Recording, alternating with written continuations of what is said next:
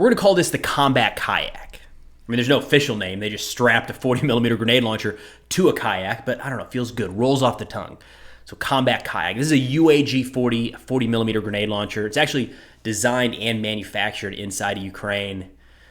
Now, the guy rolling out in this thing has got this, like, look how comfortable. It looks like pajamas almost that he's got on for a uniform. I've thought about getting a kayak for hunting. There's some areas you can kind of sneak back into the woods here. You can't get there by road, but you jump into some of these, shallower rivers and streams. You can easily get there.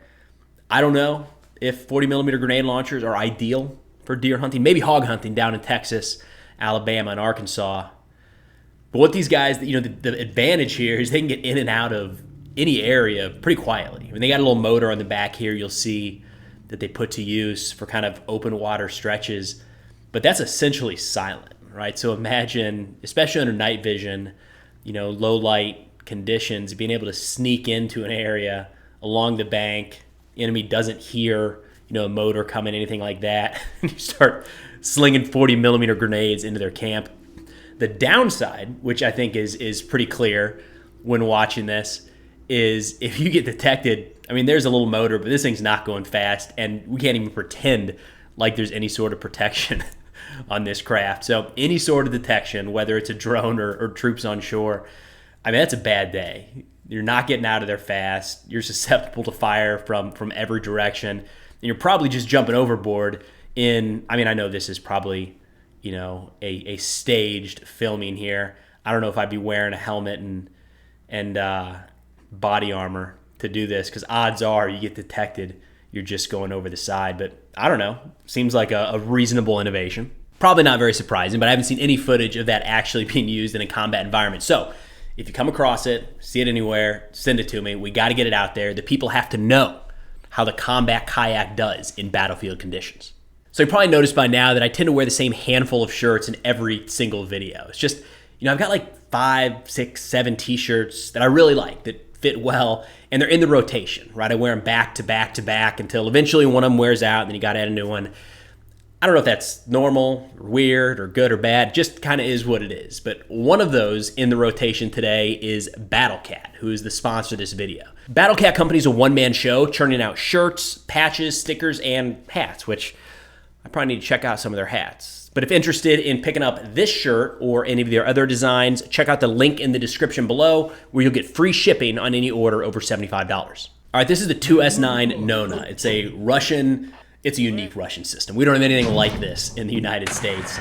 I know somebody's going to look at that and want to say light tank, but just be wary that all of the tank aficionados out there are going to get angry and explain why this 100% absolutely is not a light tank.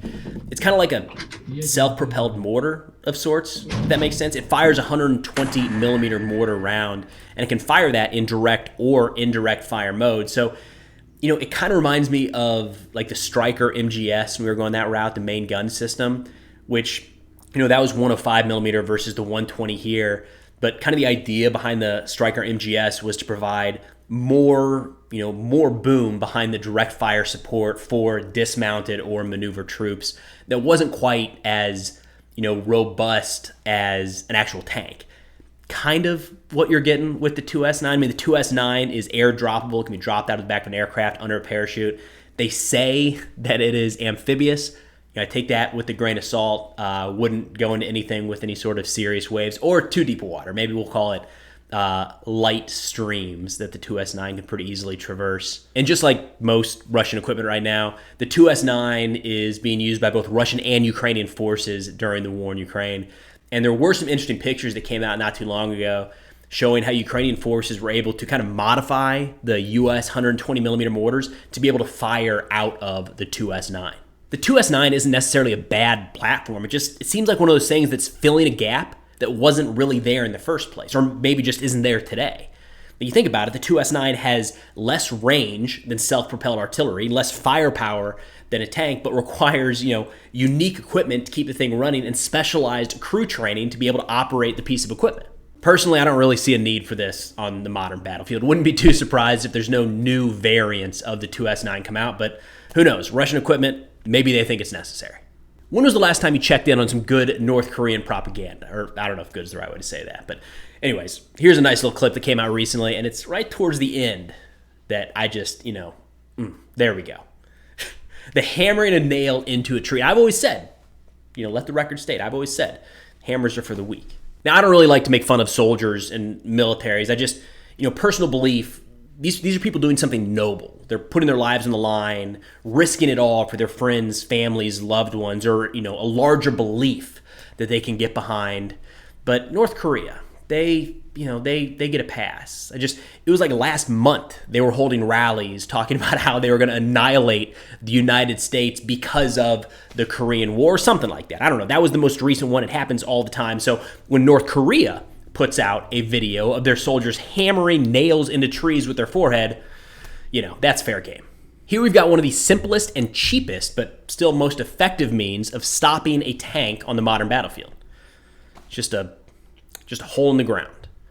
Back when there was a lot of talk of the pending Ukrainian counteroffensive and where they were going to go and what they were going to do, there were a lot of people making fun of the Russian defensive networks, right? And usually that entailed a row of dragon's teeth or anti-tank obstacles, which you can see the plow on the front of this tank. That's what those are for, moving those anti-tank obstacles out of the way.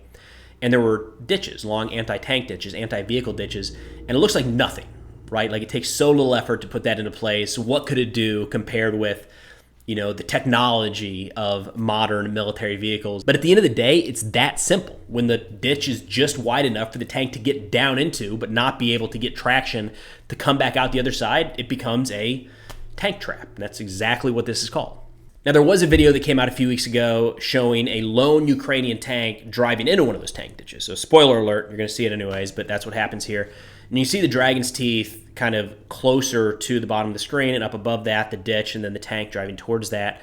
This is one of those clips where there is just a ton of speculation because there's not a good rational explanation as to what you're seeing here. There you go. Into the ditch. That's the last you see of the tank. It's down and out. So there's a lot of debate about what we saw in this video, but none of it was really like the obvious answer. So I'm kind of interested in what you think. One of the theories being thrown out there was that this lone tank was out driving to clear a path through the minefield for follow-on elements to exploit. The challenge here is you wouldn't expect to see 50 tanks online charging across this minefield. You're going to lose most of them in that case, and as we can see with the anti-tank ditch, they're going to get stuck in the ditch even if they make it through the minefield. But it is weird seeing just one tank in daylight move out across the front like this. I mean, one of the arguments I saw proposed was that this was a remote-controlled tank that was trying to effectively clear a path or prove, not really clear, but prove that a certain path through this minefield was clear of mines, and then it eventually ran into the ditch. Or maybe it was attempting to see if it could get over the ditch for any sort of follow-on element.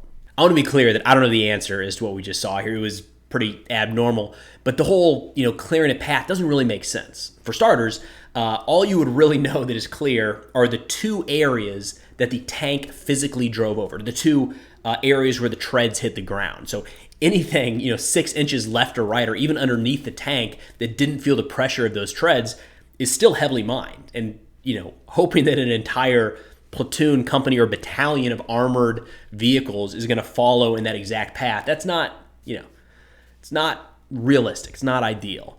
The other issue is that this was done during the day, which it didn't happen here, but exposes the tank to being observed and fired upon by enemy artillery. So what are you accomplishing if you send a tank across to try to find mines, but in the process, because enemy observers spot that movement, you come under artillery fire anyways? You just kind of sacrifice a tank. It's entirely possible that what we saw here was a lone crew driving forward to try to probe Russian defenses, and they just didn't see the ditch, and now they're down one tank. Now, I don't want to downplay what that crew was doing. That takes balls to drive directly towards, a fortified defensive position where you've seen other vehicles blown up with mines, artillery, and aircraft. But if we're being honest, if we were watching this video and the roles were reversed, say 6 months ago around Volodar, and we watched a lone Russian tank drive across an open field and fall into a ditch or hit a mine, we would say, what are they doing? These Russians are stupid. So it's hard to come up with a good, rational explanation as to what you're seeing here because they're just be honest, there isn't one, but it does show, from a long ways away, just how effective something as simple as these anti-tank ditches can be. But that's all I got for now. Be sure to check out the national security sit reps I put out on Substack. The link is in the description below if interested. Thanks for watching. I'll see you all next time.